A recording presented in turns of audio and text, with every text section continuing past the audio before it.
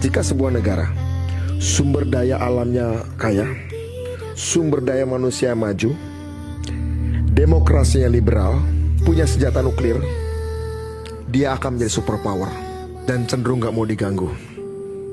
Di dunia cuma satu, namanya Amerika Serikat. Jika ada sebuah negara sumber daya alamnya kaya, sumber daya manusia maju, sistem politiknya tidak liberal, punya senjata nuklir, dia juga akan jadi superpower, tapi cenderung melawan superpower yang pertama. Itulah Rusia, itulah China. Jika ada sebuah negara sumber daya alamnya maju, sumber daya manusianya biasa, demokrasinya liberal, punya nuklir, akan banyak konflik sosial, tapi dia cenderung untuk tidak pecah belah. Itulah India, itulah Pakistan. Jika ada sebuah negara sumber daya alamnya biasa, sumber daya manusia maju, sistem demokrasi liberal, dia punya senjata nuklir, dia tidak akan punya jadi superpower karena sumber daya alamnya miskin. Itulah Eropa.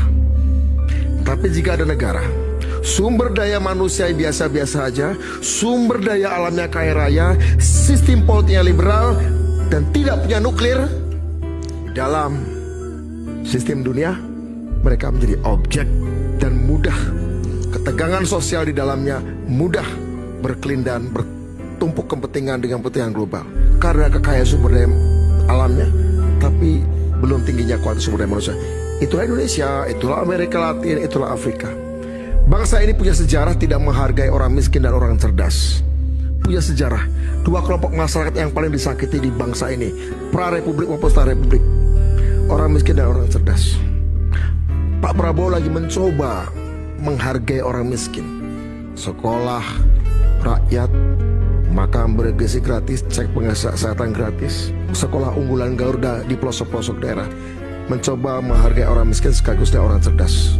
Tidak sempurna pasti, karena beliau menyadari bahwa perasaan untuk mencapai itu semua harus ada persatuan. Mungkin harga persatuan yang beliau bayar tidak sanggup untuk kita semua tanggung.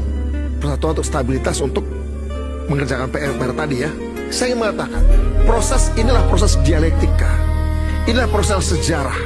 Ini sedikit yang saya tahu, lesson learn yang saya dapat dari pengalaman saya menjadi itik dan sekarang belajar menjadi elang.